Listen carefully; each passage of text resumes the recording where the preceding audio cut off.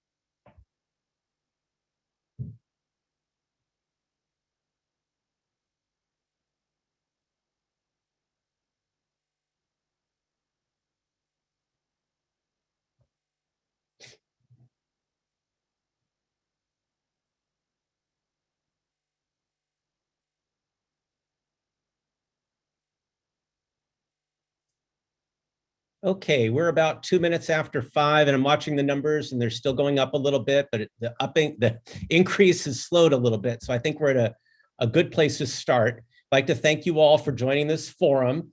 We're pretty excited today, this evening. We're just a couple of days away from returning our youngest students to in-person instruction, which is fantastic. It's been a long time coming. And March 18th is going to be a joyful day in our school district. As I told a community group this afternoon, you're going to start seeing our big yellow buses rolling around the city of Sunnyvale. Actually, many of them have been a little bit to help out our supervised learning groups. But there's going to be more of that happening, and we're going to share a little bit about how we're increasing the numbers of students every week as we move forward. So really what we want to do today is do a summary of where we are so far, especially with preschool through 5th grade, spend a little bit more time on middle school. And I asked my team not to be too lengthy in their comments, and like I'm breaking the rule already for myself. I want us not to be too long because I want to provide the audience, our community, with a chance to ask questions and share feedback and perspectives as we move forward. Okay, so that's the plan. We're going to try not to be right around 20 to 30 minutes in the presentation. We'll see how we do, because we want to leave you all time. You know, we've set an hour for this. We'll go a little over that, obviously, if we need to. We want to make sure we hear from our community today. So Mr. Nishihara, if you can, perfect. You're sharing the screen for our presentation. Could we introduce our interpretation first? Oh, that's a good idea. Yes. Sandra, if you'd like to go ahead, thank you. Sure. Good evening, everybody. Tonight we have interpretation available, but that actually is for everyone. So please click on the interpretation globe at the bottom of the screen and select English if you speak English and Spanish if you speak Spanish. Thank you. I'll put this in the chat as well in case you miss it. Hola, muy buenas noches o muy buenas tardes a todo el mundo. Por favor, para acceder a la interpretación en español, seleccione el globo terráqueo abajo de la pantalla donde dice Interpretation, interpretación, y seleccione el idioma Spanish, español, para escuchar la interpretación en español. Muchas gracias. Okay, thank you. And I think what I'll do is, I didn't introduce myself. I'm Mike Gallagher. I am the superintendent of schools for Sunnyvale School District. We have with us, I'm just going to go around my screen as they're appearing on my screen, Dr. Tasha Dean, assistant superintendent of everything, student services and special education. She does a lot. So does Mala Ahuja. She's our assistant superintendent of educational services. Jeremy Nishihara is the assistant superintendent of human resources and information systems. Rob Smiley is our chief operations officer, and Lori Van Gogh is our chief financial officer. Jesus Romero is not shown. He's the assistant to the superintendent, and Aaliyah Wilson is our communications coordinator. And Cecilia and Ligia are going to be helping us with translations today, along with Sandra. So here's the presentation. Okay, so as I introduced, we are very excited that we're starting our in-person instruction in just a couple days. Tomorrow is a transition day. We couldn't be more excited. It's important to us, and I think to all of us, to begin with the guiding principles that our district adopted way back, I would say in June, maybe it was May, June-ish timeframe, that's been helping us to guide our movement through this pandemic, to provide the best quality teaching and learning for our students. So number one on the list, of course, is safety. We'll have a slide on that. We're not going to go in great detail, as I said in the presentation, all this, but we're very open to any questions. Flexibility. We have to continue to remind ourselves that as conditions change, circumstances change, realization about the virus changes, the science changes, vaccines are introduced. You can think of all the different things this past year have caused us to be flexible. And input from the community is an important one for flexibility as well. So that's a very important principle or tenet. I'd like to stop and pause just a second on high quality teaching and learning. You know, I think that's always a hallmark of our school district. And I think if we go into differences sometimes, and differences are drawn between what we're doing and what other districts are doing that may come up tonight. That's one of the tenets, one of the basic principles that we like to move to or to focus on. We really try to have that guide what we're doing. So even as I'm so excited that our kindergartners and first graders will be joining us on campus in a couple days, it's not going to be like it was before. We're not going to be walking into classrooms. First of all, I shouldn't be walking into classrooms in this circumstance because we have to have stable cohorts at that age group. Students aren't going to be gathering around the carpet. They're not going to be working in small groups physically.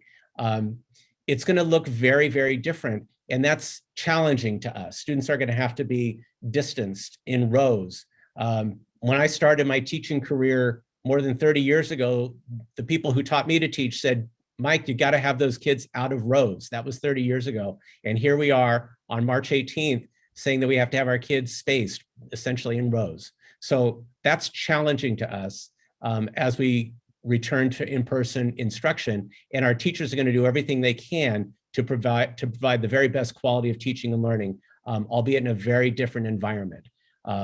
And they're going to do everything they can to build on the best practices that they've been working on this past year and learned through virtual school.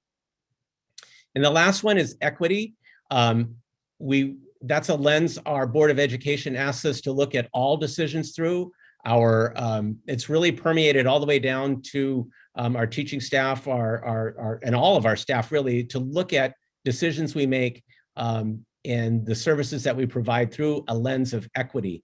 And the state has asked us to do that to do that as well with some of the guidelines that they're providing as we move forward. So equity is an important lens, and particularly challenging in a school district like Sunnyvale, where the community is extraordinarily diverse. And I will just pause here. I know I've said this in other presentations before.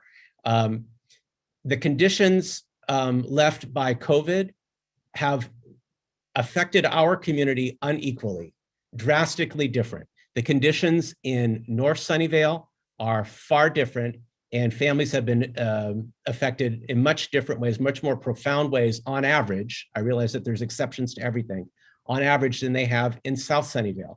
The conditions are very different.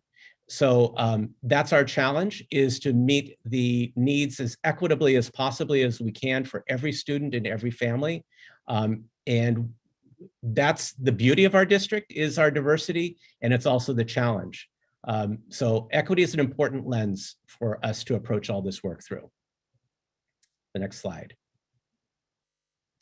So August 18th, 2021 is the first day of school for next school year. And this is one of the points that I get asked most by the community to make. And I will say this as clearly as I possibly can. It is our absolute goal, intention, I don't know how to say it more strongly, that we will be in person full day on August 18th for students for whom that's their choice. We believe that the state will be requiring us, and we will honor that request, to provide alternatives for other students whose families aren't ready. But we have every intention to have full in-person instruction on August 18th. I see that at probably at the end, the conclusion of just about every email I get from the community. All their concerns, all their questions, and then at the end, please assure me that on August 18th we'll be in person. And that is my assurance to you. The only caveat is something that is not in my control, not in our school district's control, and that is the capacity and cohort size restrictions imposed by the county and state. So right now, it continues at the lower grades. We can't have cohorts larger than 16. So it would be impossible now for us to include all 24 students into a room at once. The county and state do not permit it. And then also, they're still asking us, they're actually pretty unclear about this, to maintain 6 feet of distance between students. And there's some caveat, like you can maybe move to 4 under certain circumstances, but in neither of those cases can we fill a room. So there will have to be changes to those 2 constraints. And once there are, and I'm confident that there will be, because everything's moving in the right direction, we're starting to see news reports about the science showing that in-person instruction can be safe for distances smaller than 6 feet, smaller than 4 feet, maybe even last week I read 3 feet. That's good news to see that that science is being developed. And as the conditions improve with COVID, that will probably become more and more true.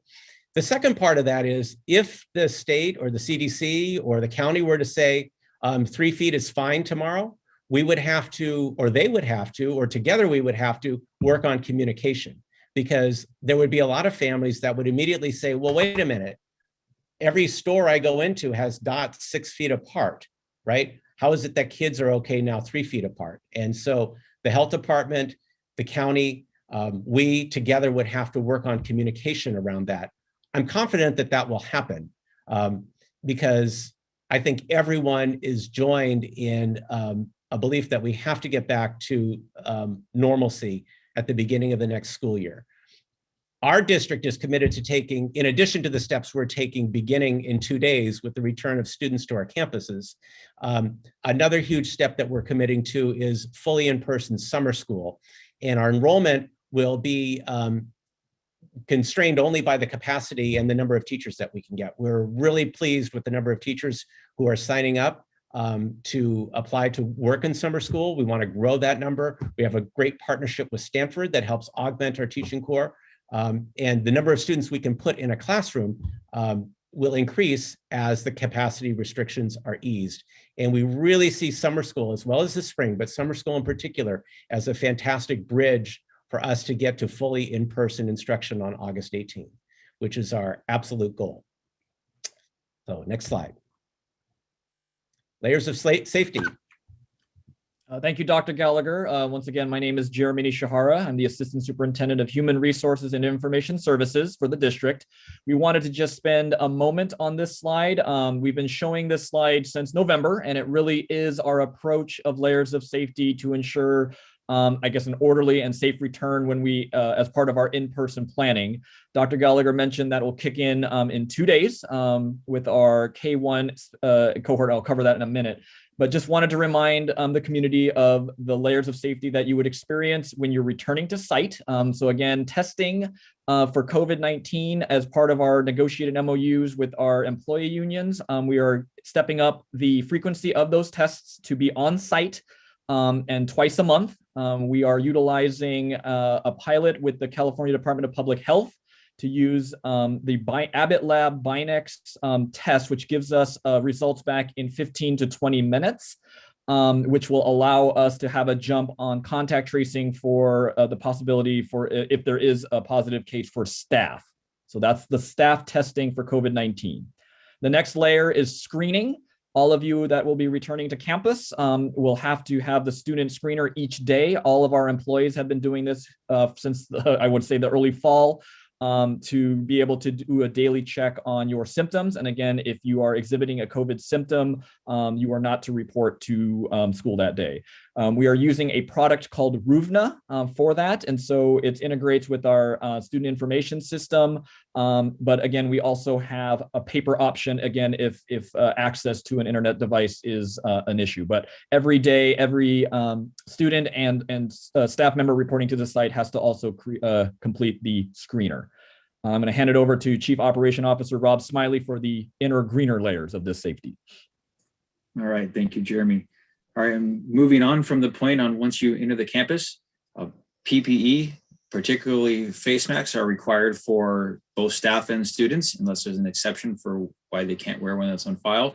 Should a staff member or a student forget their face mask that day, we have packages of PPE ranging from gloves and various things that we've deployed to each of the classrooms that are going to be having staff and students in them.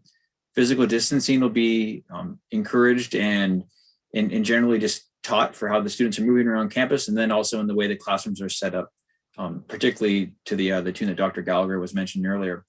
After that, when the kids and staff go home for the day, all the high-touch surfaces on campus will be disinfected by our custodial staff, who has been well-trained on the proper ways to disinfect surfaces.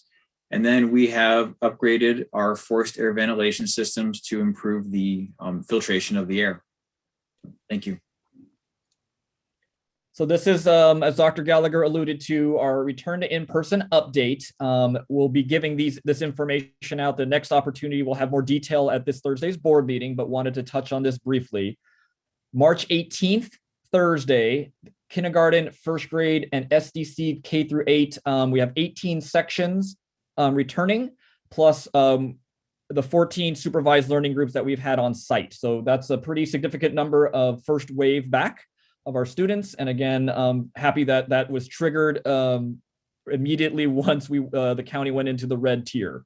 March 22nd, 2021 is preschool. I believe we have 7 sections. And again, please note some of these numbers are subject to change. This is a dynamic situation. April 1st, Thursday, is the return date for 2nd grade, 3rd grade, and 6th grade. There's an asterisk by 6th grade. Just because of the surveys that have been gone out for our 6th grade, we are expanding the offering to 6th grade students. If you recall, our middle school model was originally for targeted students. We are now trying to gauge the feedback from the entire 6th grade cohort. So we're in finalizing process. April 8th, 4th and 5th grade. In theory, given our initial timeline, the original return date, given where we went into red tier and where spring break falls, that was going to be April 22nd, but we worked closely with our school sites, employees to say, you know what, let's get the 4th and 5th grade cohorts back on April 8th. And that accomplishes 2 things. 1, it gets back the 5th, 4th, and 5th grades prior to spring break. And then 2, it allows us the ability to then be able to do clear late April and early May for CAS testing as more information about that comes out. And then what we're kind of here tonight to hear some public comment on also would be the April 19th, the prospective date for 7th and 8th grade return. That is definitely in progress, and more information on that will be presented shortly.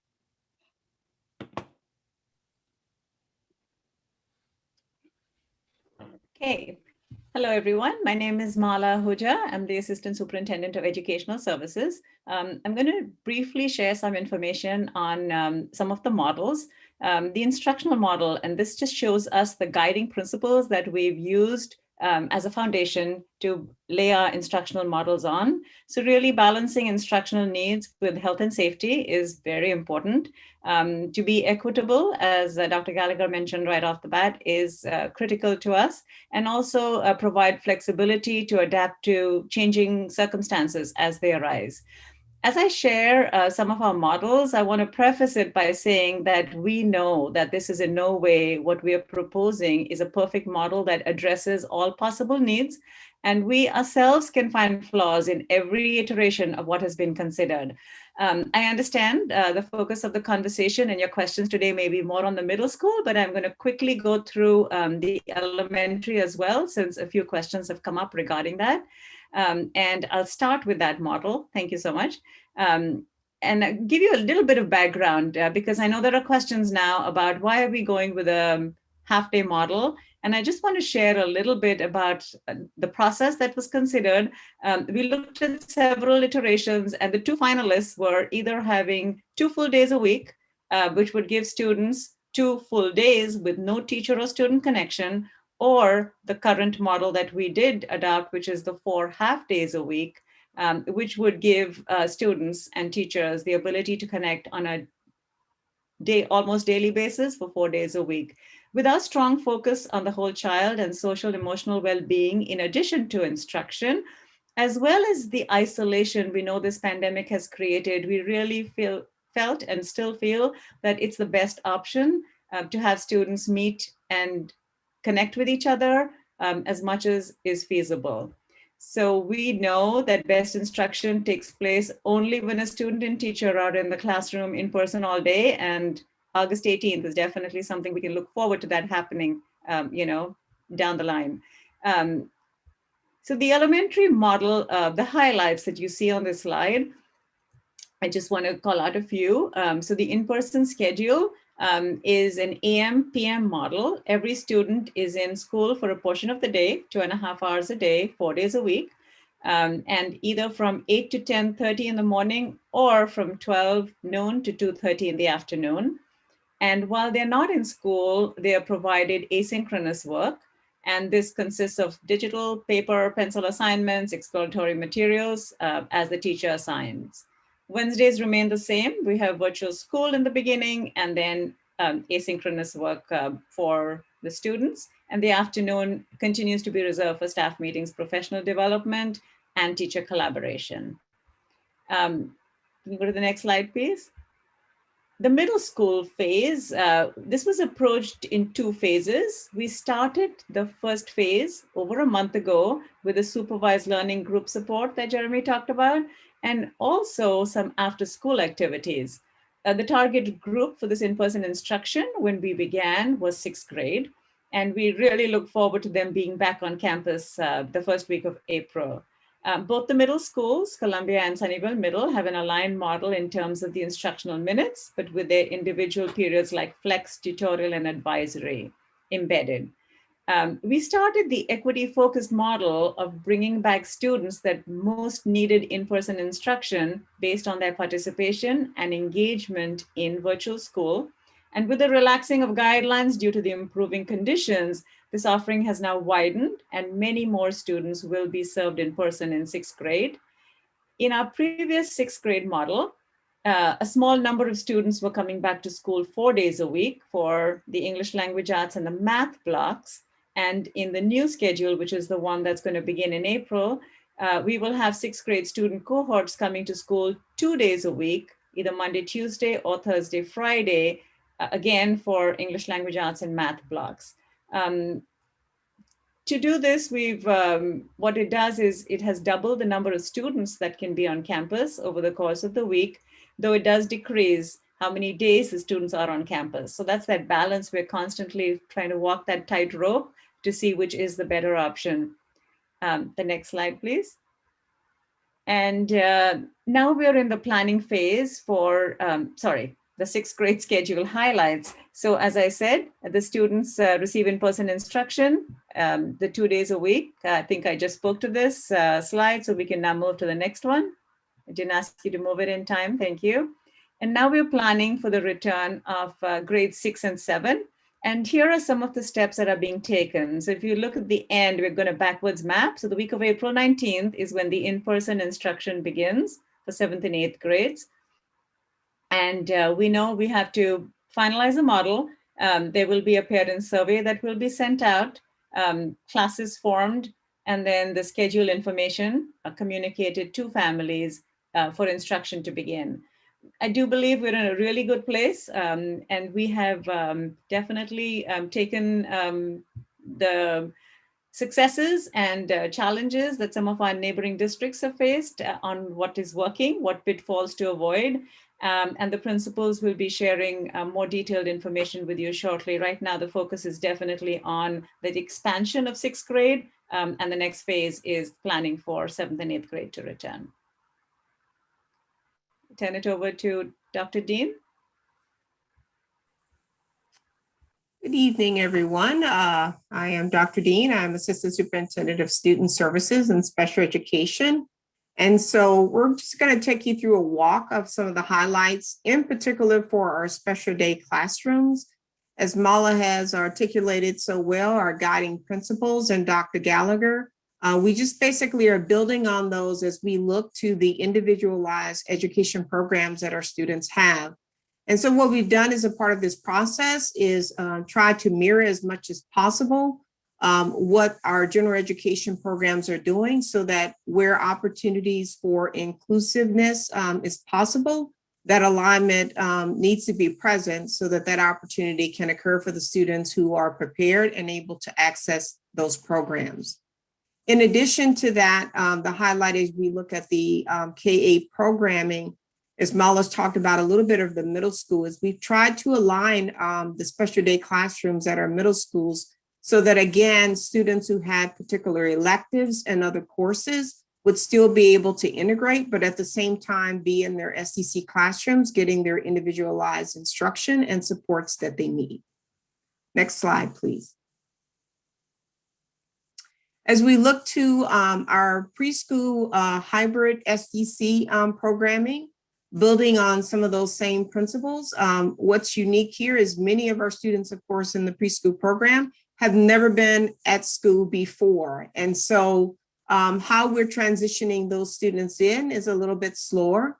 The purpose for that is to give them an opportunity, basically just to learn how to do school for the first time for some of those students, but also to build upon the connections that they have developed through virtual experiences and the robust learning that has occurred with their teachers. And so for our preschool families, we have about half, a little over, who will be returning to us, and the others will continue in their virtual programming at their discretion. Next slide, please. Building on our preschool programming, we also have our state preschool programs that come with some additional requirements from the state. And so we're following a similar schedule of that Monday through Thursday, with Fridays being off, which is similar to our state and SEC programming. And what we're doing here is following our safety and health protocols with returning students to the campus and honoring at the same time parents' wishes for the instructional setting and timeframes that work best for them as a family. So this opportunity is giving us an opportunity to, as I mentioned earlier, maintain the robust learning in virtual that we've had with our families, but at the same time being able to provide some of the individual supports and scaffolding that some of our students need. And so with that, I will transition it back, I think, to Mala.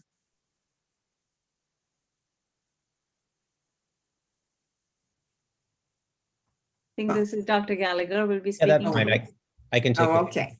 Yep. All right. So we Okay. wanted to share a couple of models as we think about 7th and 8th grade.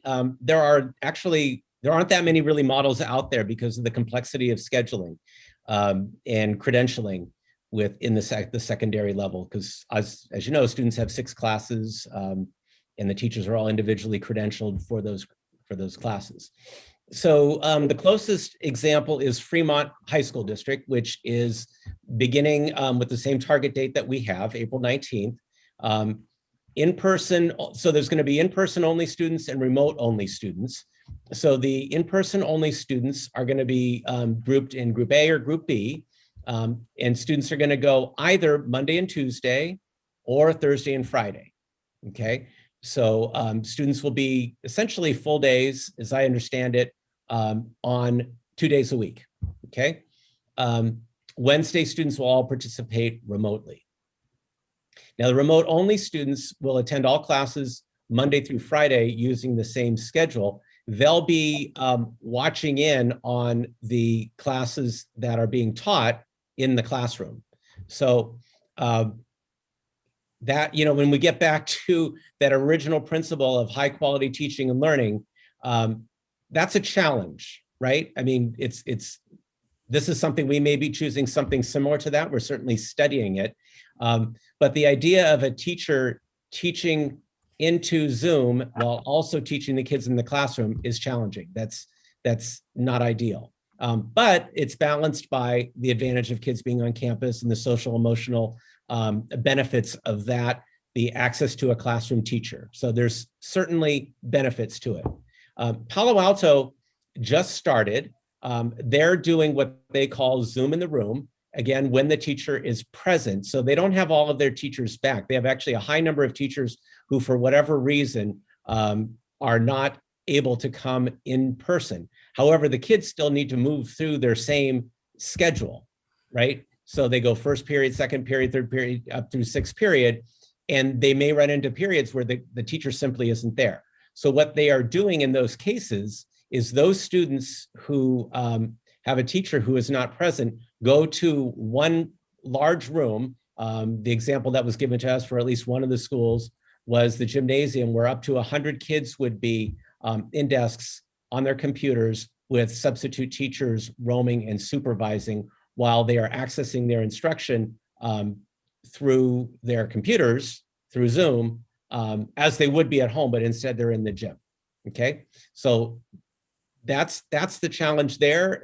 We talked to their people earlier this week, and they said that they hope that they start getting more teachers back to teach in person as, in their case, as vaccines kick in and whatever their I don't know what all their challenges are, but I imagine we would have some similar ones.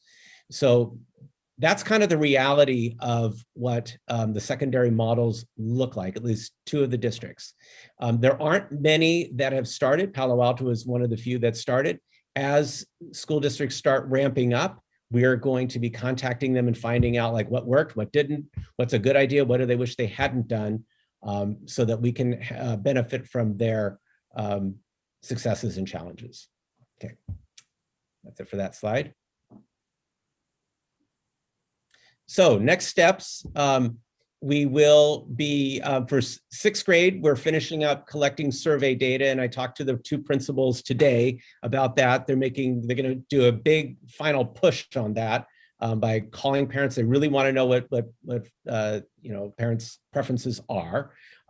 We also need to confirm the 7th and 8th grade model, which we expect to be doing in the next week or so. And then prior to classes beginning on campus, we need to notify families regarding the in-person instruction. And so that's obviously going to happen sooner for 6th grade and just a couple weeks behind for 7th and 8th grade, because while April 19th may seem a ways off, there's spring break in the middle and the time is going to pass quickly. So I did talk to both principals today, and we feel confident in the April 18th or April 19th target date, which will coincide nicely with the high school district and what their plans are. But we have a lot of work to do in the next couple of weeks. Okay, and that may be the last slide. That's the last slide, Mr. Nishihara? Yep. Okay, so at this point, Aaliyah will be helping us with sort of moderating the discussion. And so go ahead, Aaliyah. You're good at this.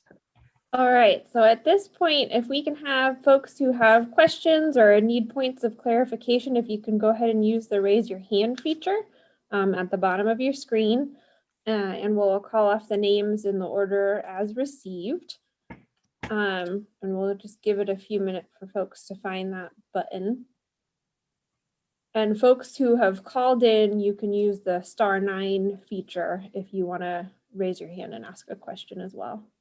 And I think given the number of questions and comments and feedback that we expect, we'll try to limit it to about 2 minutes to start. See how that works. Okay. Perfect. So first up, we have Minyan. I apologize if I mispronounced that. Then Tiffany, and then Walter Wilson.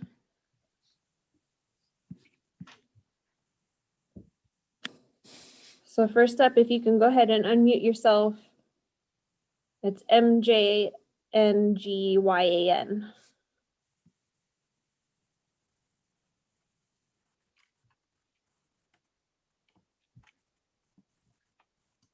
Just have to unmute yourself.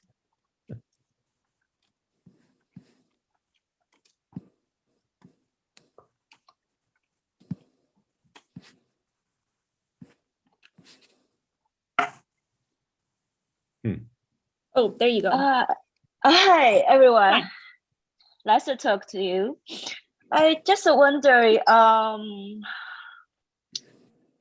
the school will be back to, they were back to school by the 1st of the April.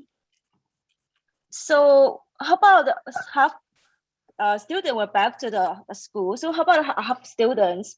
Because before I heard about it's only 2 hours each day.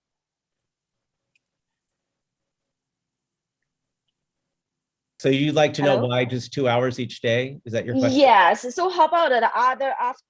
Normally now it's like 3.5 hours. So if I only 2 hours, so how about those students go back to school? They come back home, still need to study at home, virtual study, or just finish whole school day?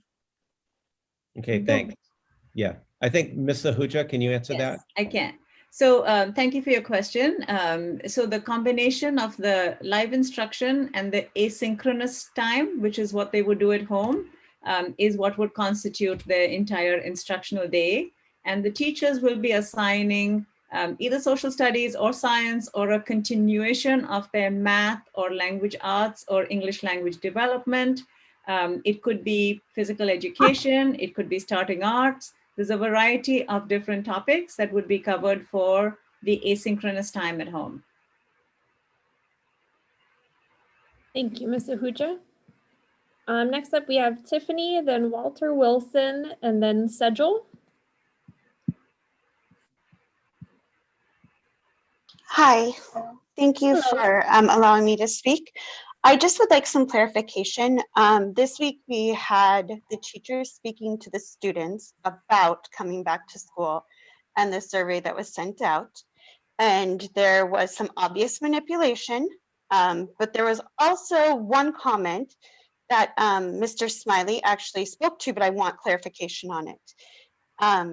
The teacher in the classroom spoke to the kids about having to wear multiple layers of clothes because doors and windows would have to be open in order to ensure safety. Mr. Smiley made it sound like ventilation has been updated and this is unnecessary. And so if you could clarify that. And then on the manipulation part, I think that's also with the surveys. The surveys were written poorly. Yes, you gave us 2 options, but of the 2 options, if the one that allowed them to be in person wasn't feasible for parents to do, there wasn't an option for them to say, this doesn't work for me, but I want in person.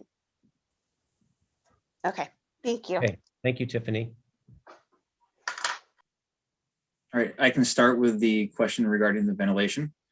So all of our classrooms that have forced air systems, the air filter in them has been upgraded per recommendations that we receive from both agencies that are sheet metal and HVAC experts working with those in the healthcare profession. So that's been their recommendation as far as one of the layers of safety to help keep occupants inside of a space safe. If a staff member was to, we haven't been making recommendations to keep your door open. There has been, and actually let me add one more thing to that. Our air conditioning systems that do have the forced air, they also bring in air from the outside. If there is a situation where we aren't drawing air in from the outside, we have put some other measures in place to help filter the air, such as a HEPA air scrubber. So it really is a room by room dependent piece. We haven't done a blanket upgrade, like rip and replace of the systems that have been there, because over the modernizations that we've done throughout the years, the lion's share of our HVAC systems in the district actually do draw in outside air, so that that hurdle has already been jumped. If somebody did choose to have the doors open during the day, that would be kind of at the discretion, but I would also recommend that you balance that with the outdoor air temperature to make sure that, the occupants in the room are comfortable and able to focus on the instruction being given. Jeremy, I don't know if you want to take the first part about the survey. The survey, I'm assuming it's the 6th grade. We can look into the messages from the teachers going out. I want to make sure that there's consistent messaging. And then if the survey was asking 2 questions, it was the returning in person option to the approved model or remain in virtual. So those are our 2 options. We are trying to offer additional options through our supervised learning groups to try to meet the needs of our community. But I think at the moment, the 2 questions relate to the 2 options that we have, which is the virtual program, which is in place, or the upcoming in-person option for 6th grade. So. Yeah, and I think it might be helpful to clarify that unfortunately, there isn't an option available for all day, 5 days a week. That's just not, I don't know if that's what what Tiffany was looking for or not, but that's unfortunately not an option given the current constraints from the county and the state. Thank you. Next up is Walter Wilson, then Sejal Vijayakar, and then Jody Silberman. Good afternoon, good evening, everyone. Thank you for allowing me to speak. Good to see everybody. How are you doing, Dr. Dean? Doing fine. Great. So this is interesting. Some of my questions have been broached, but I don't think they've really been answered. One that Mr. Nishihara was just talking about, the 2 options. That's been the biggest problem I've heard with a lot of parents, quite frankly. Is like, so you want us to bring our kids to school for 2 hours in the middle of the day and pick them up, bring them back home, and put them back on the computer. That's the one option, correct? That's the question. Yes, that is the current 6th grade model. And then the other option is to just continue to stay at home where we currently are. Yes.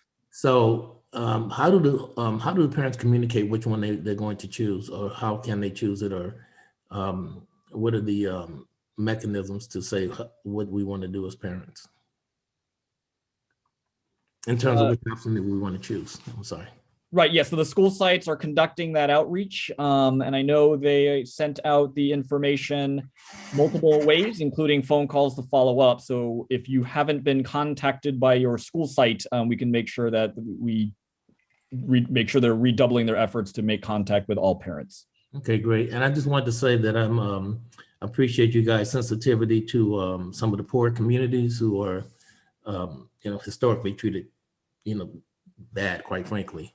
And that it's a priority for you guys to recognize that they're having some additional difficulties. I appreciate that. Thank you so much. Actually, Ms. Wilson, before you depart, CMS or SMS, please. And then, pardon me? CMS or SMS, and I can make sure that the site follows up. SMS. Excellent. You got it, sir. 8th grade. Okay, thanks. Thank you. Thank you. Next up is Sejal Vijayakar, then Jody Silberman, then David Cohen.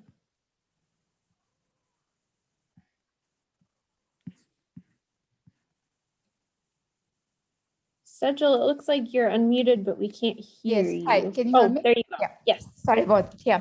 So I think just thank you so much for doing this. And, a lot of the information that's been shared is very helpful. So thank you. Just one quick question. For elementary, you said that the virtual class will be 2.5 hours a day, for 2 days a week. And then 2 days a week will be, virtually from home. But what about those who are only on virtual only? Will they have the same 3.5 hours that they have today, or they will also switch to a similar schedule as the in-person kids?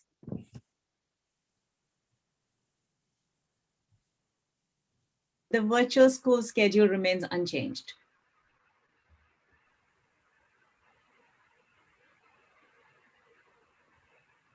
Perfect. And then next up is Jody Silverman, then David Cohen, then Sriram. Hi, this is Jody. Thank you for taking my call. I appreciate it. Absolutely. Go ahead. So we have both a third grader at Lakewood and also a sixth grader at Columbia. Our biggest concern is with the Columbia schedule right now.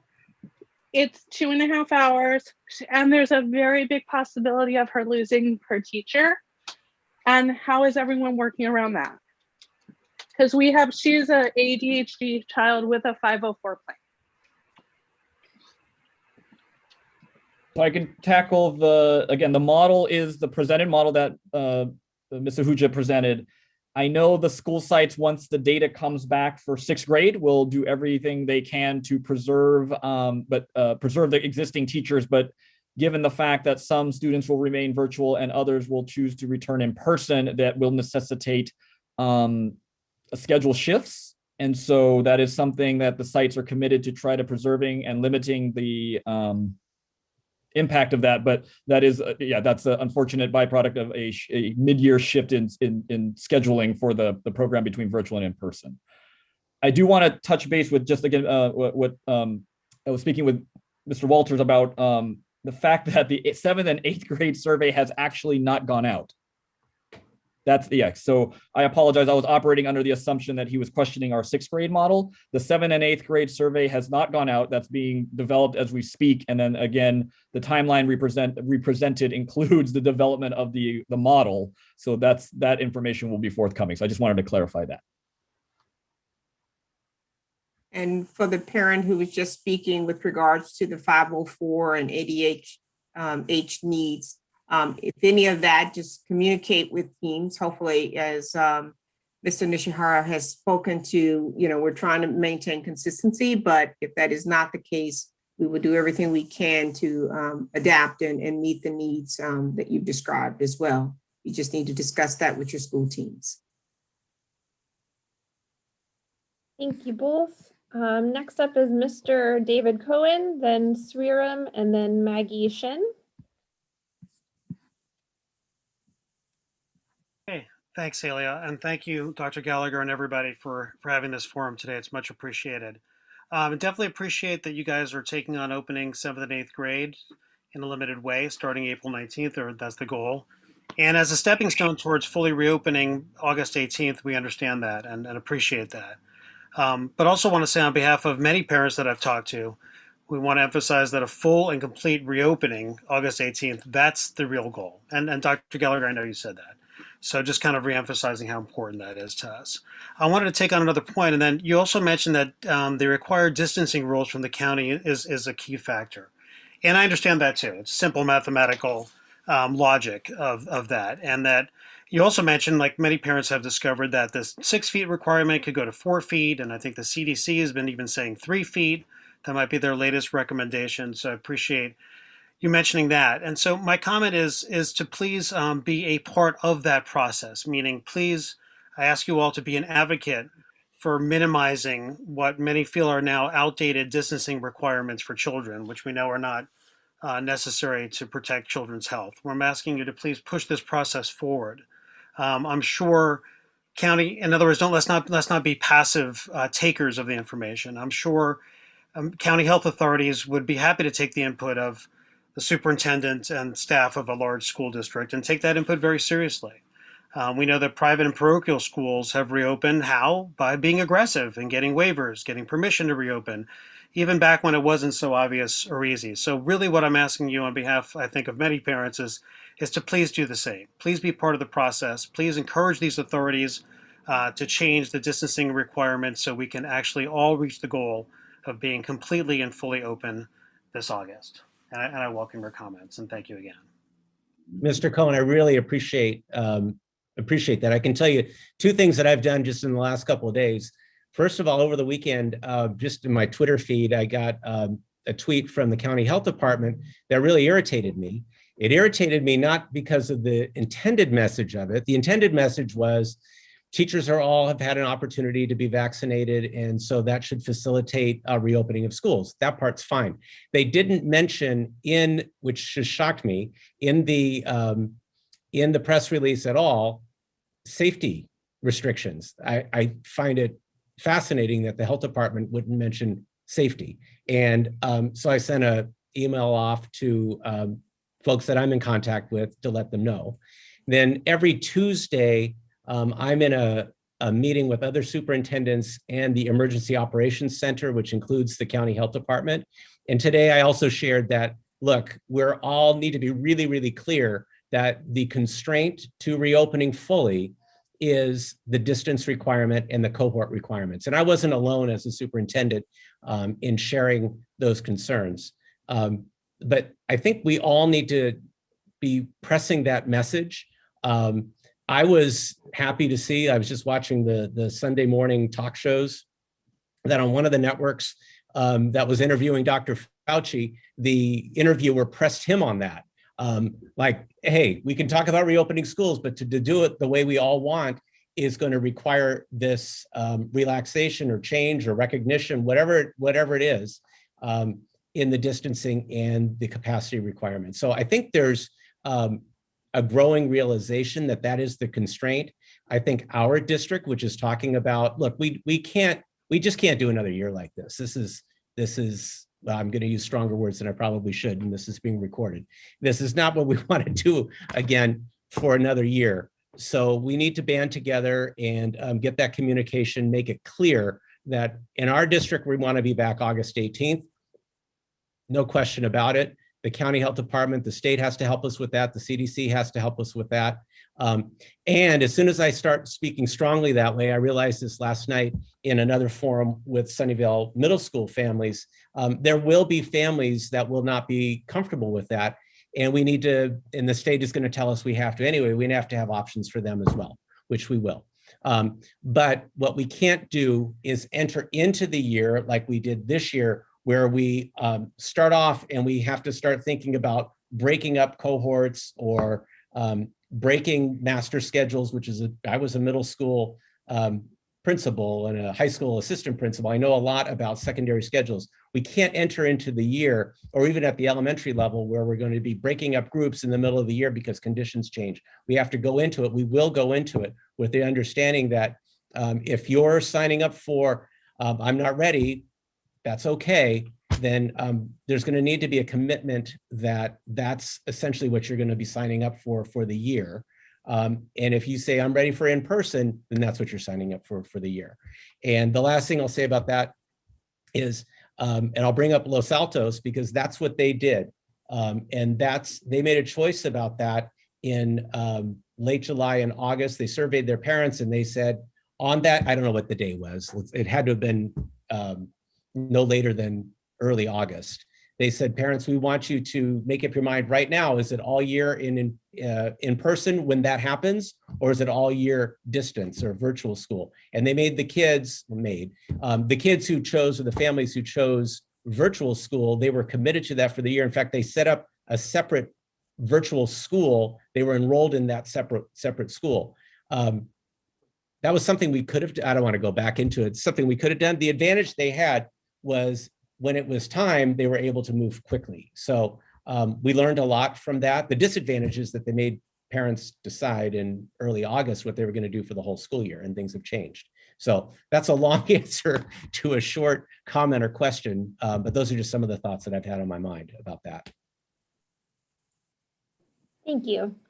Next up is Sriram, then Maggie Shen, then Lupe Escareno. Hi, thanks for giving the opportunity. I have a couple of questions actually. And the first one is related to the screening and disinfecting part, like the various levels of safety were discussed in the beginning of the presentation. I'd like to know more details about what kind of screening is going to happen. And the disinfecting part, the reason I'm stressing on this particular fact is that I have seen other parents struggling through too much of disinfecting, not just disinfecting, like using some sprays and outside third parties to clean the system and all the toxic materials being inhaled. So that is kind of concerning to me. So what kind of disinfecting is planned? I would like to know more details about that. first part. And the second thing, my kid goes to a STC classroom at Ellis Elementary. So the question that I have is, if I were to decide to finally send him to the in-person classroom, like even though right now I don't, I was looking into the details that were mentioned in that slides, that the kids either get a 8 to 8:30 to 10:30, sorry, 8 to 10:30 a.m. or 12 to 2:30 p.m. So which is like a time that is cut down from the actual schedule that they have right now for the class virtual hours. So the remaining time, are they expected to attend the virtual class again, or is that it for that day? All right, let me. Third question before Oh, that. God, I'm sorry. Go ahead. I cut you off. Go ahead. Yeah, and because it's STC classroom again, mainstreaming also comes into picture. How is that going to be addressed? I know it's a kid-to-kid basis, but I do want to know the high-level take on it. Excellent. So let me recap. There's 4 parts: screening, cleaning, and then the SDC. So I'll take the screening part first. The screener that we're required to put into place, given county guidelines, is an opportunity for you to identify if you have any symptoms. It's a checklist of, are you experiencing, cough or, vomiting, et cetera, et cetera. So it's an opportunity for all employees and students to do a self-check prior to coming to site if you're exhibiting COVID symptoms. So that's what the screener is. It's a self-screener, either conducted by an application called RUVNA or a paper screener. If access to technology becomes an issue. So that's the screener. Rob, go ahead on the cleaning. All right, thank you, Jeremy, and thank you for the question. So the main tool that we're using for disinfecting classrooms is a electrostatic mister. It's something similar to what you'll see if you've been to an airport or anything of that similar type of facility recently.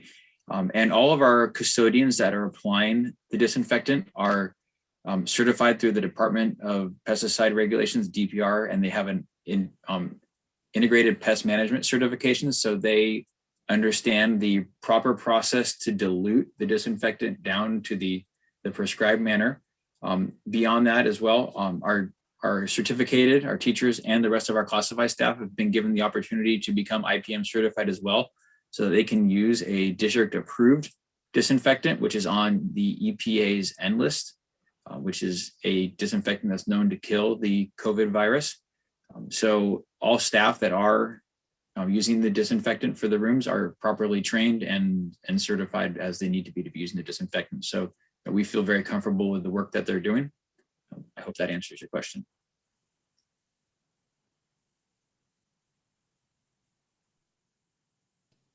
And then Tasha, did you want to address the SDC and mainstream just in general, perhaps? Mm-hmm. Yeah, that's going to vary student to student.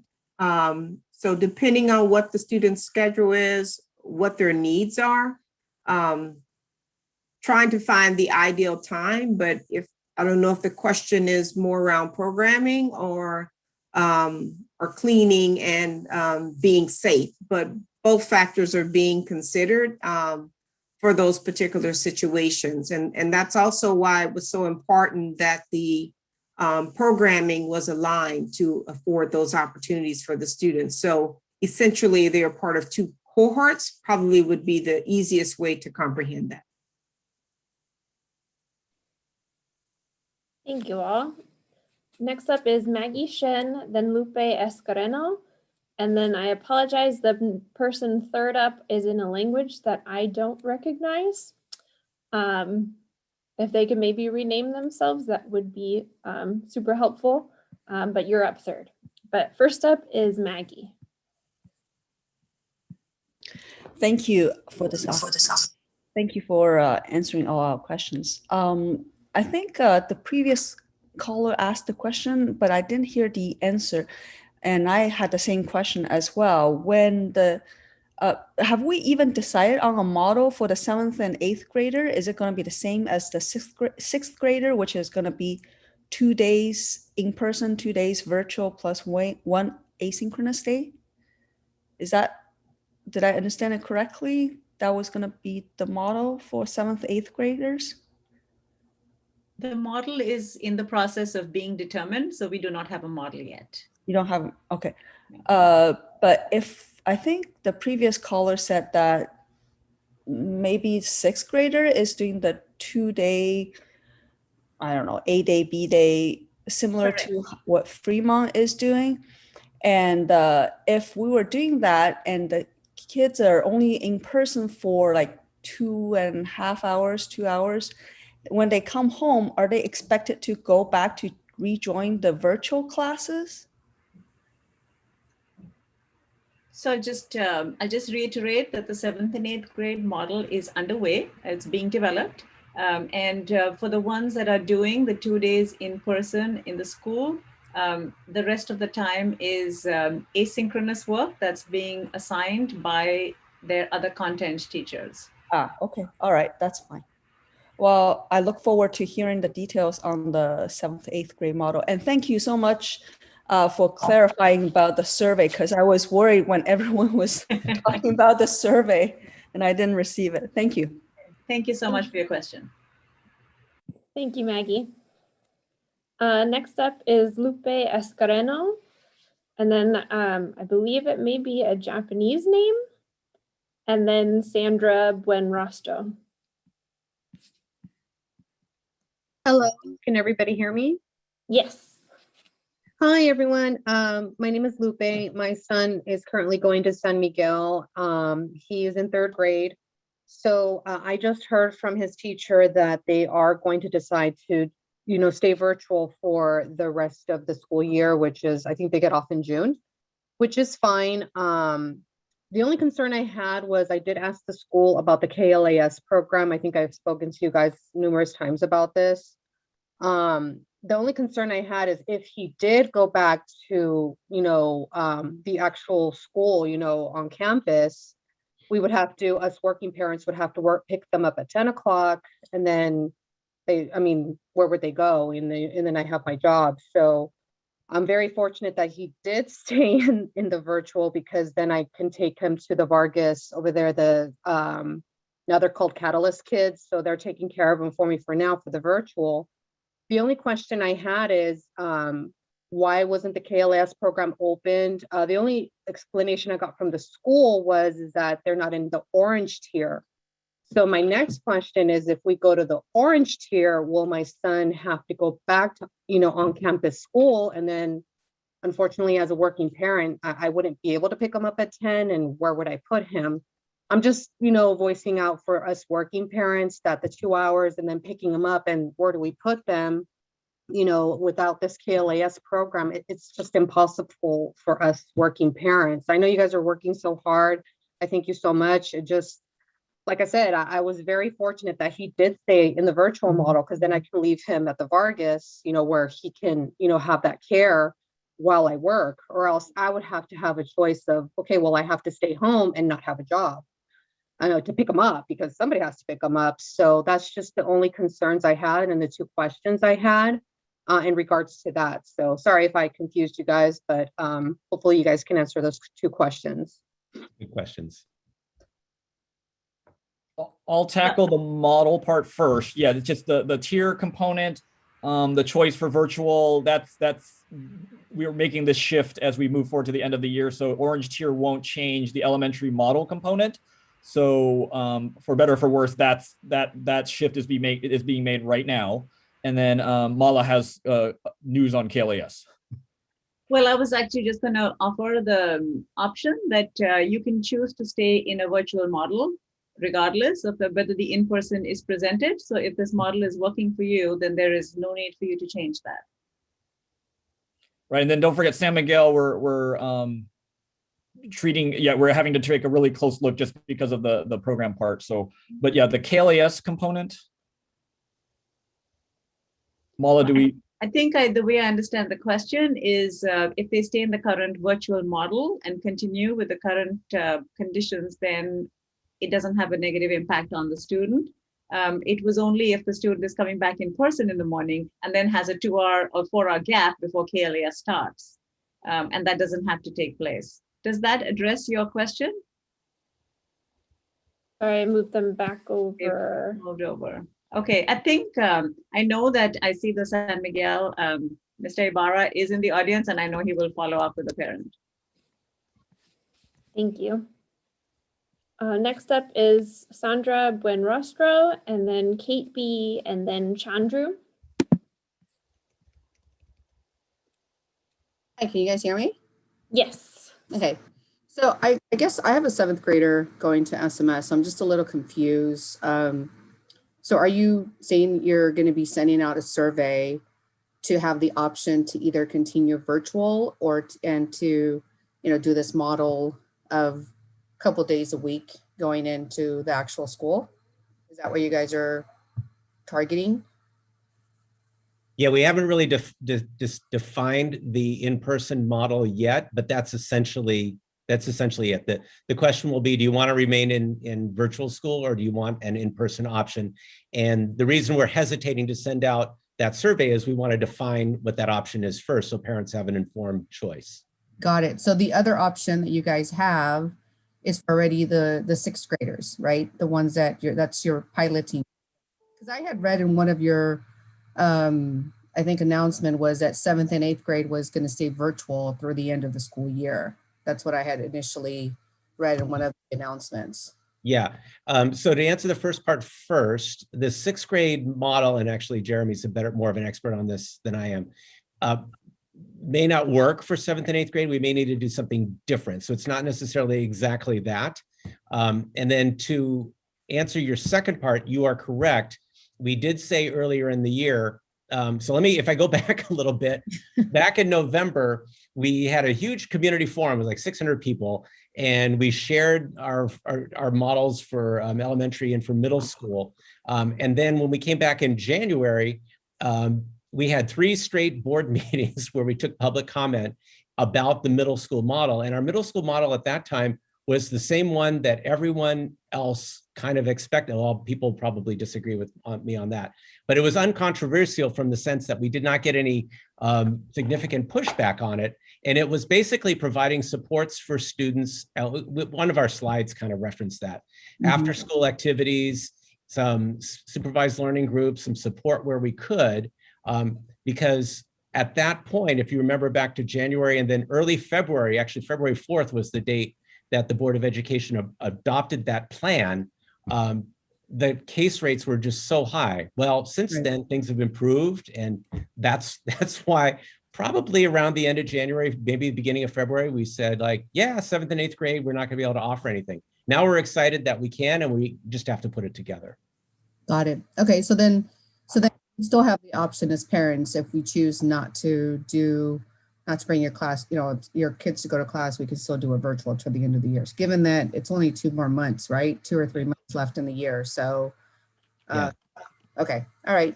And I just, in another meeting today, I went to the dentist today, and the hygienist was, they always talk to me about schools, as you might imagine, when I go places. And what she said was, my kid's really in a groove. He's doing really well. We don't like it, but like, and she's in a different school district, but their choice is kind of what you're suggesting. Like, we're in a routine, it's working for us, so we're going to stay in virtual school in their environment. Yeah, a lot of parents are choosing that. A lot of parents are choosing it even though it's harder, and a lot of parents are choosing in-person options that we're coming up with. There's not a wrong choice.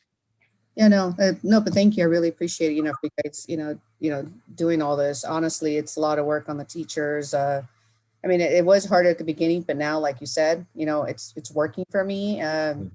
Honestly, to do the 2 days and bringing them in and bringing them back it would be too chaos for me. So given that school year is going to be done, in 2 or 3 months, I mean, why not just do it virtual for the rest of the year? Thank you, Sandra. Thank you. Next up is Kate B, then Sharice Poston, and then Esha Bharadwaj.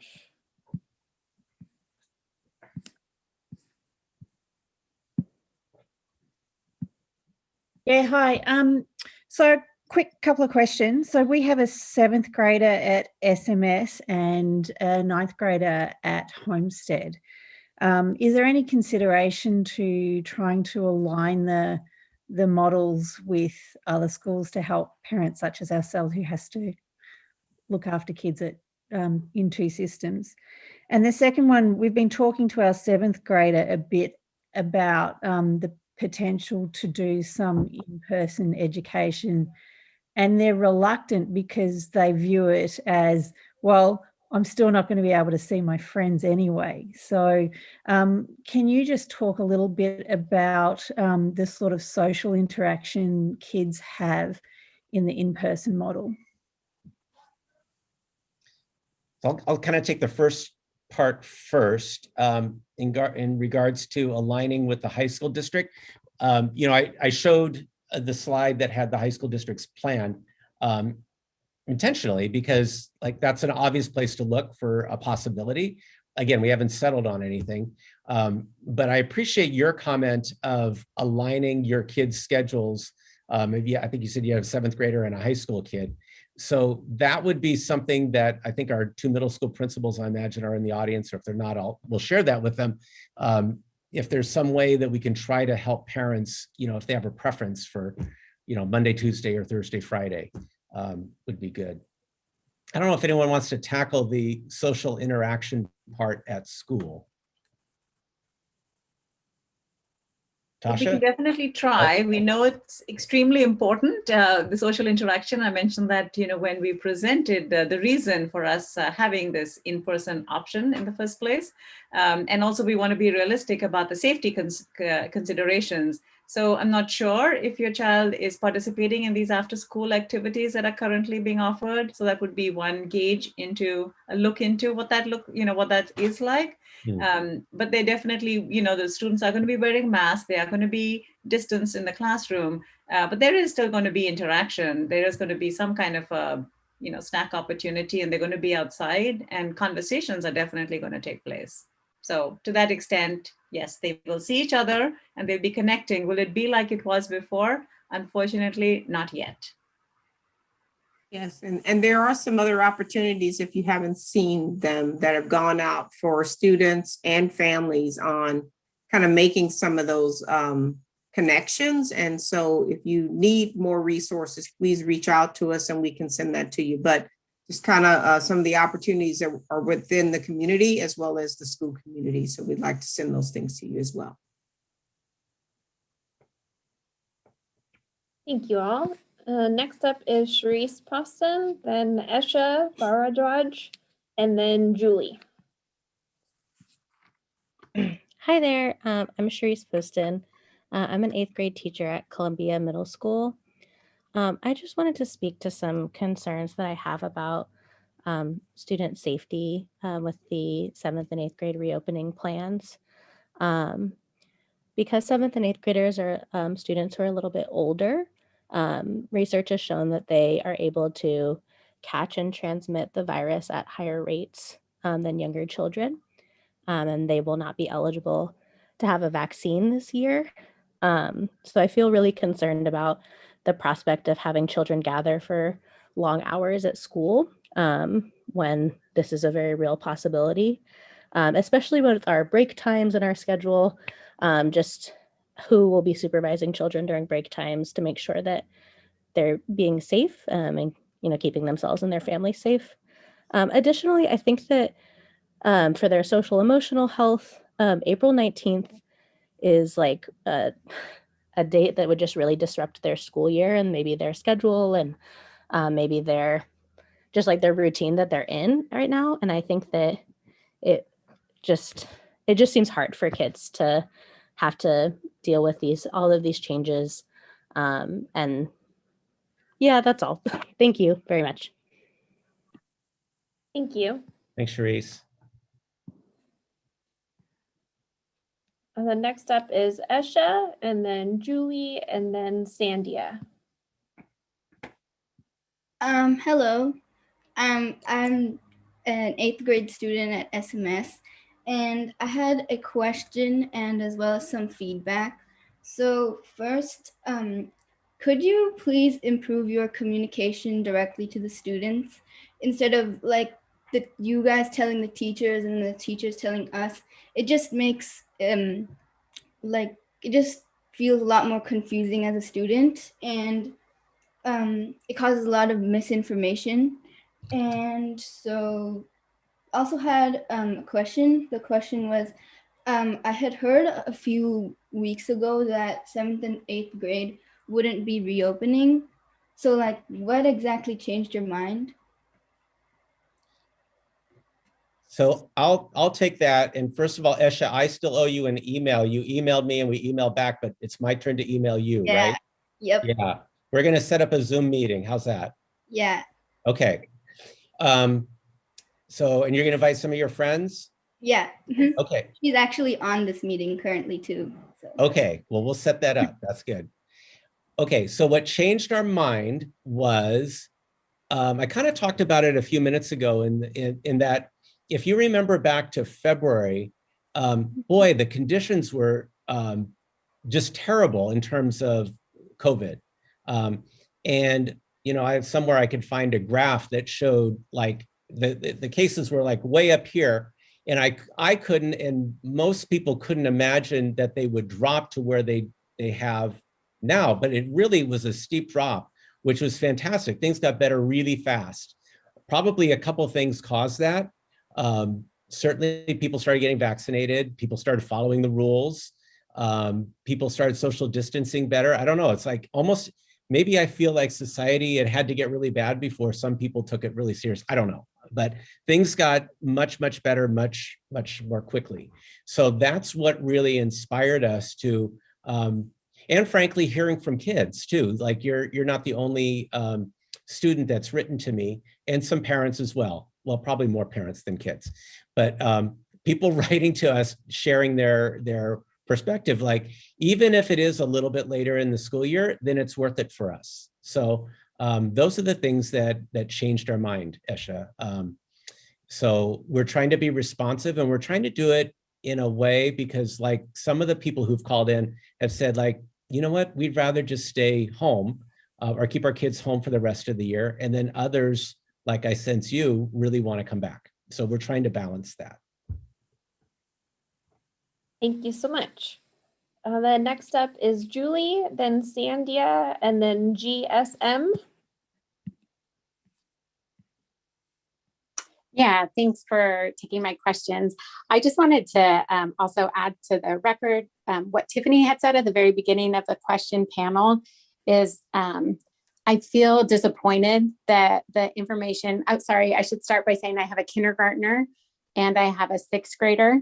And the information for the elementary schools to reopen is all based on data that was collected that's very out of date when it was collected when we didn't have access to vaccines and we were thinking about going back before Christmas break. And I believe that's the same information that when the teachers were also surveyed. So I'm wondering why we didn't resurvey that to understand what our community wanted. When I talk to my school, they say, you know, our community doesn't want to be back in person. And I found that survey very confusing, how the questions were asked. Other districts were resurveyed and we weren't resurveyed. We're going back on the plan with what we knew in the fall and with the information that we had in the fall. And I know that there were some attempts to try to check in with a few families, but it doesn't accurately reflect what our community wants. That was my point number one. And the second thing is to echo that there's been communication from the teachers to the students, discouraging the students from going back because of the circumstances that they'll be in, and that their grades reflect that they're doing fine in social distance and just continue through the year. But it really doesn't reflect what the experience is like and how isolating it is for some of these kids that are good students, but they are isolated. So it's really upsetting for the teachers to be involved with that communication to the students. Thank you, Julie. Jeremy? Yeah, I think for me, Julie, the survey component for our plan, the school sites collected that information in December with the plan that as soon as would we be back would be the second week in January, and then things kind of rolled forward, and then we were able to implement that plan as of March 3rd. I know we're doing the best we can to accommodate everyone who made that request of in person on that survey. Dr. Gallagher kind of touched on it. There's so many moving parts to that. So we're doing the best we can in that component. And then as far as the sixth grade component, I guess you're saying about the outreach from teachers to students. We'll definitely take a look at that. The prior speaker kind of touched on the communication aspect as well. So we know we need to clarify that actually starting now, considering I gave the parent the wrong information about the 7th and 8th grade. So we really need to work on that component. So we will definitely circle back on the information that's going out to both students and staff and parents regarding the reopening planning. That's Mike. I don't know if you want to touch on anything else, but no, I think that okay. I just want to add one thing. I can just understand to be a parent of a kindergartner and a 6th grader is probably the most challenging combination in this kind of a year. So thank you for your patience and bearing with everything else that's going on. Yes, thank you. Next up is Sandia, then GSM, then Jesse Weinstock. Can you do the other? Hello? Hi. Oh, my sound isn't, since it seems to be a problem with my sound. Can you move on to somebody else? And I'm gonna try to disconnect and get back on. Thanks. Sure. GSM, if you want to go ahead and unmute yourself.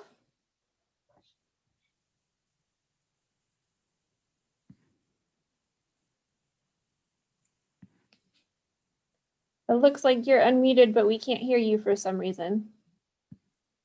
GSM.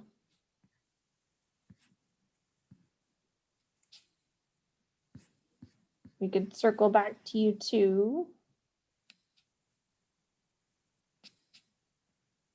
We'll try that. Jesse Weinstock and then Michelle Coe. Thank you. Am I coming through? Yes, we can hear you. Thank you. And thanks for hosting this meeting. So just some clarification, please, on a slide which had a lot of helpful visuals. Earlier in the presentation, I noticed sort of like a flow chart of process here. And I believe the first image among those several images describing the process stated that the first step would be to develop the model. Is that correct? Okay. That was the visual. It wasn't meant to be linear, but yes, having a model is definitely helpful to share the information with definitely teachers and parents, so we know what we are signing up for. Got it. Thank you for that clarification. So I've also heard the sort of the model is dependent on the numbers of parents who elect for the in-person option. And so just some clarification would be nice regarding that piece, because what I'm concerned about is parents thinking that they're going to receive, you know, an explicitly detailed outline of the model, yet the model can't really be designed specifically until we have numbers. So if y'all could just comment on sort of that process, just to clarify that for parents, please. Thank you. You know, Jesse, I'd say kind of our first step is to get this feedback like what you just shared. The middle school principals are going to meet tomorrow. And Mala's smiling like, yeah, that's kind of what she was going to say. Like the feedback that you're giving us, Jesse, and parents and other teachers is really helpful as we move forward, because ideally when we go to survey, we have a clear picture of what the model is. Yeah, some other districts have not quite done it that way, and they've gotten kind of different results. So we're going to try to be as clear as we can when it comes time to survey, but you know, it's a tight timeline, so we have to do that pretty quickly. I don't know if anyone wants to add anything to that. Nope. Okay. And then let's try that again, Sandia. Hopefully your audio works better. Yes, can you hear me? Yes, perfect. Okay, and I can hear you this time. Yeah, it just your sound cut out right before my question. So so thank you for letting me speak. I have a couple comments and then questions.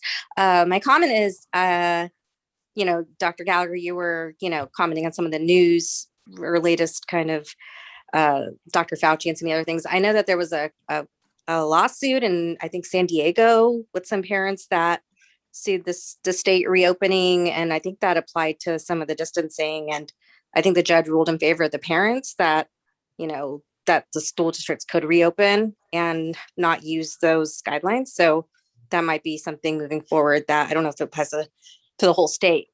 But another comment I have is I have two children, one third grader and one fifth grader. And as an essential worker, my third grader was struggling so much with distance learning. I did have to move her to a private school in January. I kept my fifth grader, and I just have to say that there's no comparison to in-person instruction. And I really feel sorry for all the children that haven't had the opportunity. And I'm glad at least there is going to be, you know, some opportunity for the families and the students who really needed to come back. I do know that some of the other districts, I think once they did their surveys with the numbers, they were able to offer full-time in person. With our numbers, did you look at that? Because I know the model that you initially sent for the parent surveys was the hybrid. But if there aren't as many families wanting to come back, was that, like, you mentioned flexibility as one of the guiding principles? Like, did you guys consider looking at that again to offer full-time instruction? And my last question is, since my other child is in a private school, I do want to re-enroll her once there is full-time instruction 5 days a week. So would that be a possibility for her to do summer school and re-enroll for that? Mr. Nishihara, you want to take the enrollment question? Sure. The criteria for summer school is being determined. And so I guess in theory, if you registered prior to the end of the school year and, you know, we open that up, so there would be that technical component. So I would invite you to do that. And again, because it is our intention to serve as many of our students as possible moving forward. So yes, let's plan on that, but it would, you know, take some careful timing to make sure that you met the registration guidelines. And I'm kind of looking at Ms. Ahuja just to make sure. We've started the process already, so Okay. it will depend on capacity. Correct. So just know that, yes, the longer your child is enrolled in another district, then the capacity that we have for summer school would be on a space available basis. So go ahead and reach out to me then with other questions on that registration timeline, because I know we're talking shifts in the middle of the year. And so, yeah, I'd be happy to have that conversation. And just a note that summer school it's a half day, right, Ms. Ahuja? I don't know. That is correct. Okay, yeah, it's a half day.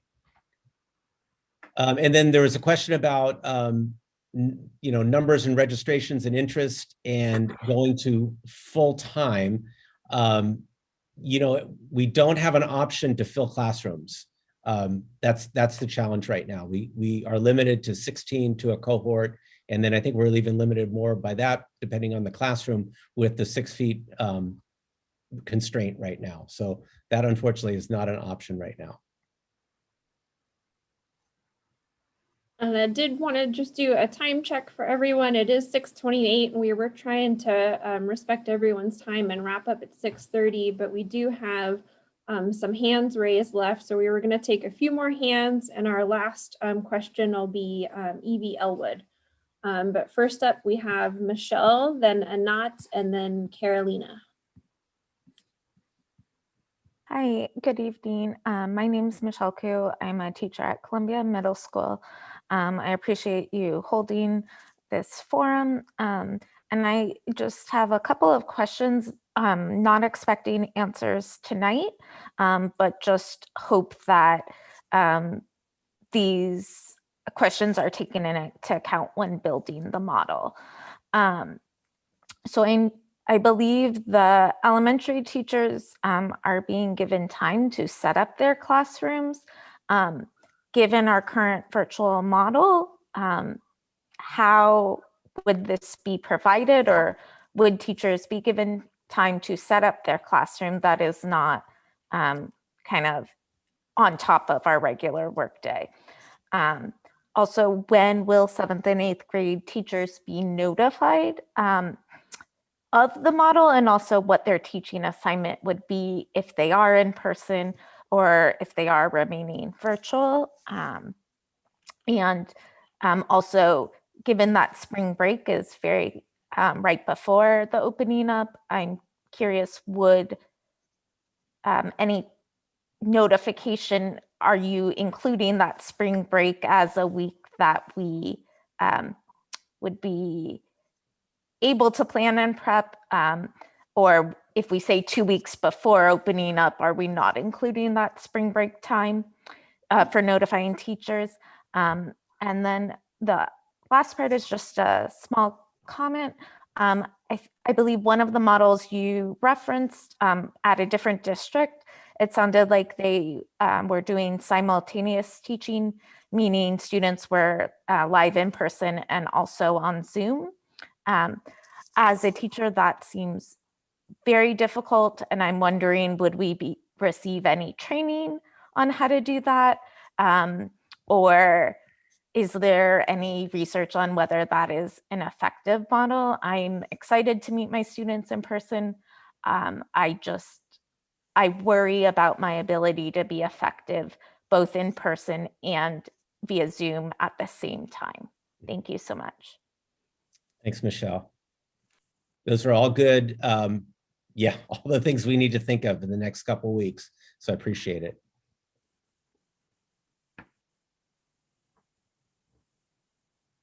Next up is Anat L, and then Carolina Krasinka, and then Chandu.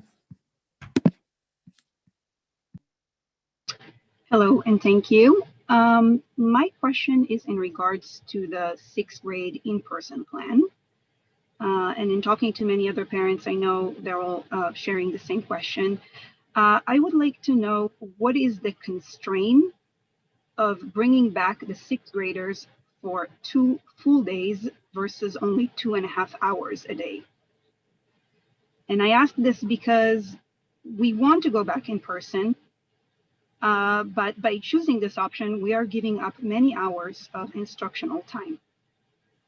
And if we choose to stay virtual, we are basically staying with the same, isolation and, for us, dysfunctionality of the existing situation. So it feels a little bit like there is no good option here. So yeah, the bottom line is 6th graders, why not 2 full days versus 2.5 hours a day? Thank you. I think from the scheduling part, it really comes down to the numbers and the safety guidelines that we've been talking about tonight for the schedule in order to accommodate more students on site. The original model targeting the full day model would require us to limit the amount of students returning, I guess is the best way to say it. So the mere fact that we are trying to offer 6th grade in person to anyone who wants it, then limits then our ability to offer them the 2 full days. That's kind of the short answer. But I think that's kind of what it boils down to, is the capacity at the school site, both able to maintain schedules and instructional minutes, as well as accommodating the in-person requests. So, yeah. Thank you. And the next up is Carolina, and then Chandu, and then Ella.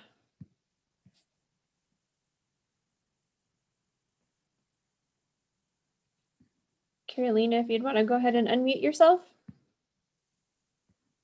Can you hear me now? Yes. Okay. So thank you everyone for putting together this forum and taking our questions and answering them comprehensively.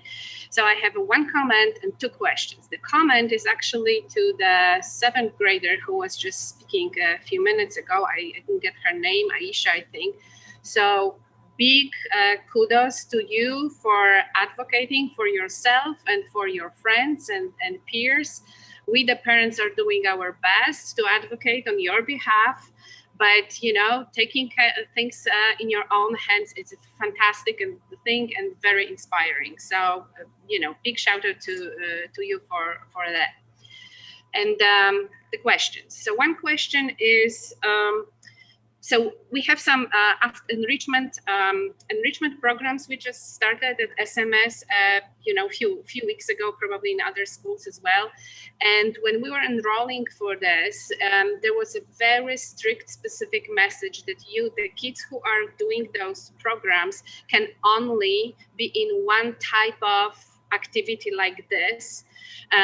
So there are no mixes of cohorts. So for example, if we want to do an enrichment program at SMS, my child is not allowed to play soccer in some after school program or do some other activities. So we had to choose, do we stick with soccer or do we drop the soccer in order to have him in SMS chess club?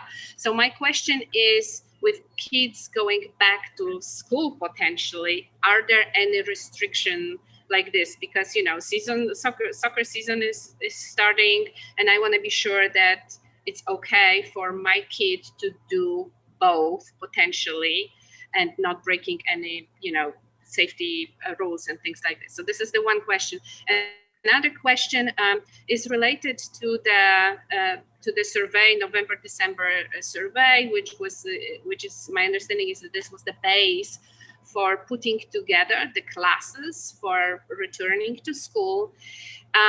So, and as we saw with kinders and first grade in Cumberland, for example, this is our school, so many people, so many families said they don't want to come back to school, that the school was deciding not to offer the in-person program because of the numbers, so on. So now I have a 5th grader and I'm really anticipating the email, and I was told by the principal that she cannot tell me now what will happen. She needs to wait for this, 2 weeks prior to the potential opening date. And I'm, since the data is already there, you guys gathered it in November or December, why not to tell the parents earlier so we can, prepare our kids. My kids at the moment think they're not going back to school because I don't want to give them false hopes yet again. So really, I need something concrete.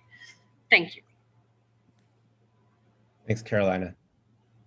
I could take the second question first. The time frame, if you noticed about our returning cohorts for grades 2, 3, and 4, 5, we are in process of those right now in planning. So I apologize for the site not being able to communicate that to you, but there's a lot of moving parts as we finalize both the second and, okay, let's back up. As we get ready for K1's return, finalizing 2, 3, because they're 2 weeks after and then 1 week after. So there's a lot of moving parts that were triggered once we went into the red tier. So I apologize for the delay on that, but the school sites will be communicating that out as soon as possible. Some other sites, they might be hearing a little bit sooner just because the numbers work out better, but we're allowing each site to then be able to communicate with their own communities.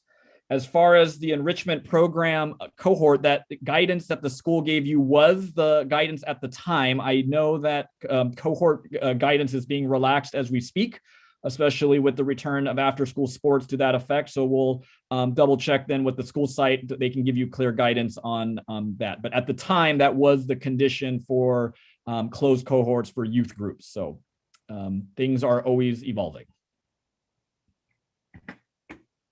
Thank you. Next up is Chandu Pamakunta, then Ella Barak, and then lastly, Evie Elwood. Hello, thank you for taking my question. My kid is in 5th grade. I remember there was a survey that was taken in the month of November. The choices that we made in that survey, do they remain? And if, let's say if we choose in-person instructions for my kid, would the teacher change? Like currently my kid is, every kid is in virtual classrooms and there is one teacher. Would the teacher change if she choose in-person versus virtual? And my third question is like, if there is only 2 hours of in-person instructions, if you go with the in-person instruction, if you go with that choice, but then, the rest of the time, during asynchronous work, would they be interacting with the teacher or kids from their school, or do they have to do their work all alone? Thank you. Oh, okay, so I'll start with the survey question first. So yes, the starting point for the sites to determine who's returning in person was those parents indicating in person. And then once the in-person section's teacher is identified, if you identified in person, so you might get a new teacher because again, that's the what is it, the returning in person section. So there is I think just like the middle school question about, are we going to get new teachers? We're trying to limit that, but with the returning in-person sections and students' parent choice being pulled into one class as a starting point, there are going to be new assignments per grade level once we finalize the returning in-person class section. So again, we're doing the best we can to limit those disruptions, especially given the part of the school year. But if you indicated in person, there is a chance that you will have, depending on different school sites, grade level by grade level, you could have a new teacher because that teacher who's the in-person section may not be necessarily your classroom teacher. And then Mala, I don't know if you want to touch on the 2.5 hour plus async. Yes. So the asynchronous work is independent work. The teacher provides the assignments and the students work independently.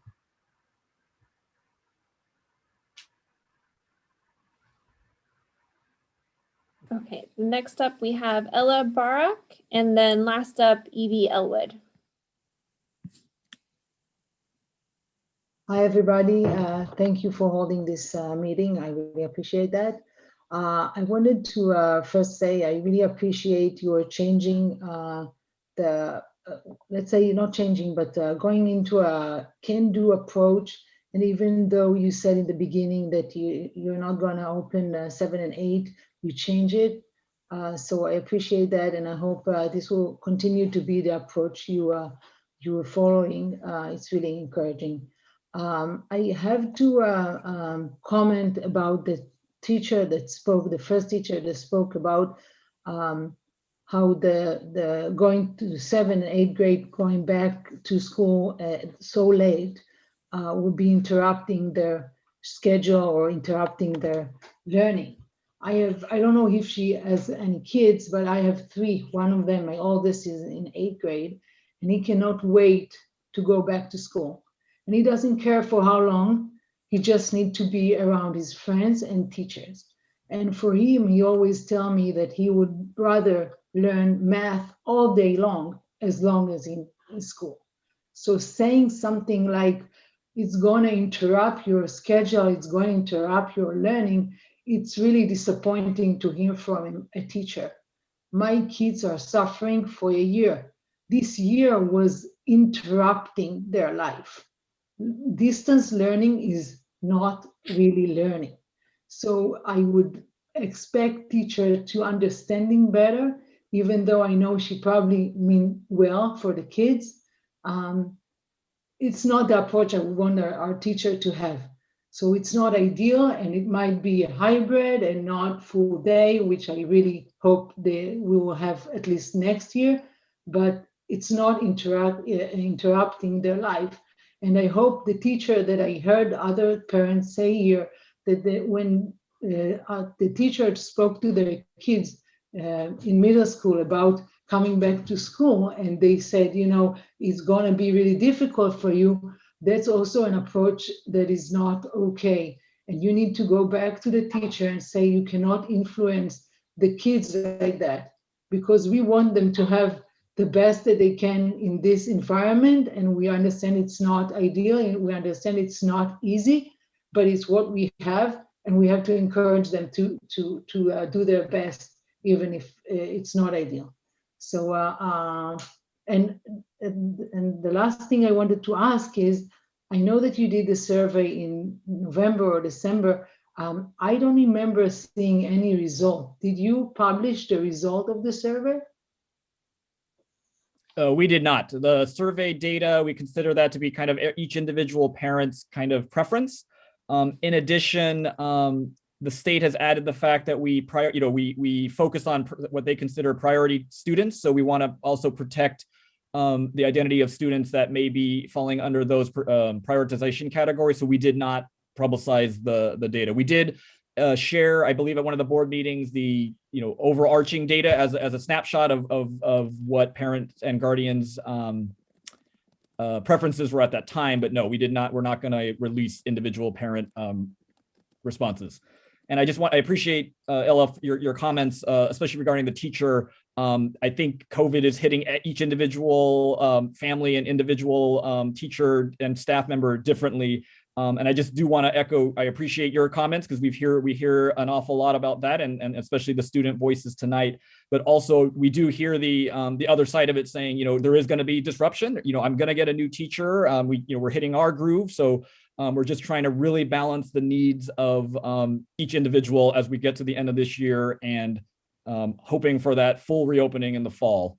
Yeah, I appreciate your comments, but also want to echo the fact that the sentiment shared by the teacher is also out there as well. So. And last up is Evie Elwood. Hi, yeah, I'm Evie Elwood. I'm a Science 8 teacher at CMS. I just wanted to start by giving kudos to Esha. I hope you're still here. I loved hearing from you. It was really moving and really cool.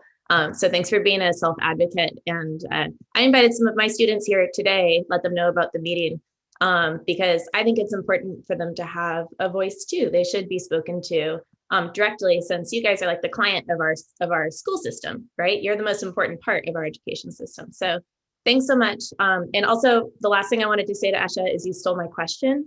So my first question was what caused the kind of change in heart for the 7th, 8th grade? But so because that was answered, I'm going to ask 2 other questions. I feel like my questions have multiplied. I wanted to first start by saying the announcement for the 7th and 8th grade returning to school came shortly after the state COVID relief bill for education was passed. So kind of with that in mind and looking that over, I'm wondering what the Sunnyvale staff and families are going to receive, like when we'll get communication about how the funding provided to our district for reopening will be allocated, and if the community is going to have input in that process. So just kind of what that whole thing will look like. And then my second question is for families who are considering returning to school.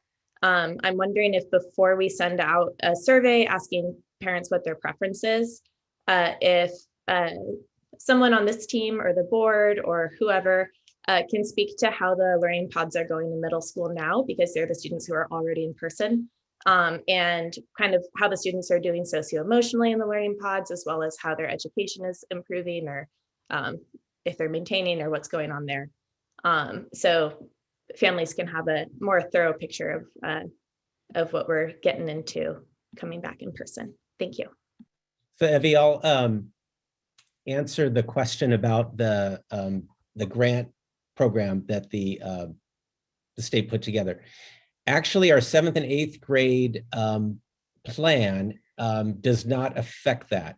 So what the state is saying in order to receive that grant money is that school districts have to open at least 1 grade level at the secondary level. And so as we moved through the timeline, our first plan was, well, we already had the skeleton of a plan for 6th grade, so let's make 6th grade the plan. So, and 6th grade is the grade that's coming back first among the middle schools. So to qualify for that grant, we aren't actually required to offer 7th and 8th grade in person. However, we are required to provide in-person instruction for the prioritized students, which we've referenced a couple times here, and I'm probably going to miss one of the groups, but I believe they are special education, English learners, unhoused students, foster youth, and students who haven't accessed learning in the virtual environment either. They don't have access to computers or Wi-Fi. I think those are the groups. So actually to qualify for the grant, that's what we have to do, is we have to address those students, not necessarily 7th and 8th. So our decision about 7th and 8th wasn't actually tied to that grant. And then your second part of the question was around how will the money be used. We are going through an LCAP process, which is going to help us to identify priorities and actions for the next year. Actually, it's a 3-year process. That money won't necessarily be in the LCAP, but it will give us a good idea of like the priorities that we have as a district and the actions that we should be taking. So, and that involves quite a bit of community input, and we're already starting that now. And were there other questions in there that Evie had? She was asking about kind of the SLG results, and I guess it's we don't have any comprehensive information. I can share several anecdotes. So again, the SLGs really are our opportunity, and these have been running since October, November. Engagement, we were targeting students who need kind of that full day component. They still access the virtual program. So assuming we get them into the program, it does well. Their engagement within the virtual program, within the supervised learning group goes up. And then anecdotally, especially at the middle schools, this is kind of a little bit of a charming example, is that the students in the cohorts who would never hang out with each other in reality have kind of bonded together because again, they do see each other to that in that extent. So that's kind of just an interesting dynamic. But unfortunately, those are all kind of anecdotes. But Tasha, I don't know if you've heard anything more as well, but we get again, the stories are high praise and success once they're in and running. So Nothing to add. Thank you. Okay, so that takes us up to the end of our community forum today. We really thank everyone for participating, for listening. Ms. Wilson has put in the chat the email if you have other questions that you can send to us, and we'll be sure to get to them. We promise to do our best to continue to communicate with you from the district level. We also encourage you that, and usually the best way that parents get a hold of information is through their school principals or through their teachers. And so we're going to be working with principals and teachers to make sure that we're continuing to provide you with good information as we move through the spring. There's never been, I've been at this in education now, well, over 30 years, kind of a few years over 30 years, and there's never been a year quite like this. But we're doing the best we can, and your questions to us and your feedback to us really helps us, because if you have a question, there's probably 100 other parents at least with the same question. So thank you again. Thank you for your time, and have a good night.